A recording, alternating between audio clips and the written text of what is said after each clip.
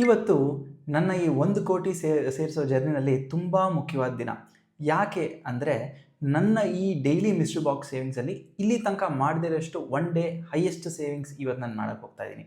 So ಏನದು, ಯಾಕೆ ಈ ಒನ್ ಡೇ ಹೈಯೆಸ್ಟ್ ಸೇವಿಂಗ್ಸ್ ಇವತ್ತು ಮಾಡ್ತಿದ್ದೀನಿ, ಇದರ ಬ್ಯಾಕ್ಗ್ರೌಂಡ್ ಏನು ಅಂತ ತಿಳ್ಕೊಳ್ಳೋದಕ್ಕೆ ಈ ವಿಡಿಯೋ. ಸೊ ಎಲ್ರಿಗೂ ನಮಸ್ಕಾರ, ನಾನು ವಿನೋದ್, ಇದು ನನ್ನ ಚಾನಲ್, ನನ್ನ ಆರ್ಥಿಕ ಹಾದಿ. ಸೊ ವಿಡಿಯೋ ಒಳಗಡೆ ಹೋಗೋಕ್ಕೆ ಮುಂಚೆ ನಿಮ್ಗೆ ಇದೇ ಥರ ನನ್ನ ಜರ್ನಿನ ಫಾಲೋ ಮಾಡಬೇಕು, ಸಪೋರ್ಟ್ ಮಾಡಬೇಕು, ಮತ್ತು ನೀವು ಇದರಿಂದ ನಿಮ್ಗೇನಾದರೂ ಹೆಲ್ಪ್ ಆದರೆ ಅದನ್ನು ತಿಳ್ಕೊಳ್ಳೋಕ್ಕೆ, ಇಲ್ಲ ನನಗೇನಾದರೂ ನಿಮ್ಮ ಸಜೆಷನ್ಸ್ ಅಡ್ವೈಸಸ್ ಕೊಡೋಕ್ಕೆ ಚಾನಲ್ನ ಸಬ್ಸ್ಕ್ರೈಬ್ ಮಾಡಿ ಮತ್ತು ನನ್ನ ಎಲ್ಲ ವೀಡಿಯೋಸಿಗೆ ನೋಡಿ ಸಪೋರ್ಟ್ ಮಾಡ್ತಾಯಿರಿ. ಬನ್ನಿ ವಿಡಿಯೋ ಇವತ್ತೇನು ಕಂಟೆಂಟ್ ಅಂತ ನೋಡೋಣ. ಸೊ ರೀಸೆಂಟ್ಲಿ ನಮ್ಮ ಫಾದರ್ದು 70th ಇಯರ್ ಬರ್ಡೇ ಆಯಿತು.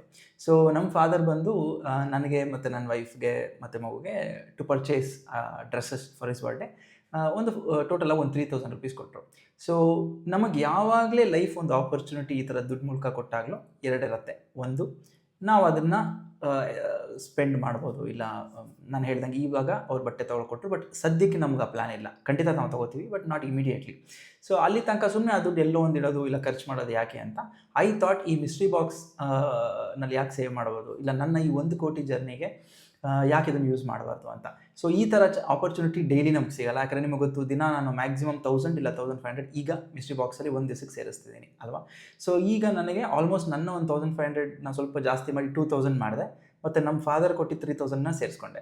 ಸೊ ಇವತ್ತು ನಾನು 5,000 rupees, 3,000 + 2,000 5,000 rupeesನ ಮಿಸ್ಟ್ರಿ ಬಾಕ್ಸಲ್ಲಿ ಸೇವ್ ಮಾಡಿಕೊಟ್ಟಿದ್ದೀನಿ. ಸೊ ನಾನು ಹೇಳ್ದಂಗೆ ಜೀವನದಲ್ಲಿ ನಮ್ಗೆ ಆಪರ್ಚುನಿಟೀಸ್ ಯಾವಾಗಲೂ ನಮ್ಮನ್ನು ಹುಡ್ಕೊಂಬರಲ್ಲ. ನಾಳೆ ತಿರ್ಗಾ ನನ್ನ ಮಿಸ್ಟ್ರಿ ಬಾಕ್ಸ್ ಸೇವಿಂಗ್ 5,000 ಇರಲ್ಲ, it again B 1,500 rupees. But ಯಾವಾಗ ಆಪರ್ಚುನಿಟಿ ನಮಗೆ ಬರುತ್ತೋ ಅದನ್ನು ನಾವು ಯಾವ ದಾರಿಲಿ ಬೇಕಾದರೂ ಯೂಸ್ ಮಾಡ್ಬೋದು ಅಲ್ವಾ. ಈಗ ನಾನು ಈ ಜರ್ನಿಲಿರೋ ಒಂದೇ ಕಾರಣಕ್ಕೋಸ್ಕರ ನಾನು ಇದನ್ನು ಈ ಜರ್ನಿಗೆ ಯೂಸ್ ಮಾಡೋಣ ಅಂತ ನಾನು ಅಂದ್ಕೊಂಡೆ. ಸೊ ಏನು, ಇವತ್ತು ನಿಮ್ಮೆಲ್ಲರ ಮುಂದೆ ಈ 5,000 rupeesನ ನಾನು ನನ್ನ ಮಿಸ್ಟ್ರಿ ಬಾಕ್ಸಲ್ಲಿ ಹಾಕ್ತಿದ್ದೀನಿ. ಆಲ್ರೆಡಿ ಜೂಲೈದು ದುಡ್ಡು ಸೇರ್ತಾ ಇದೆ.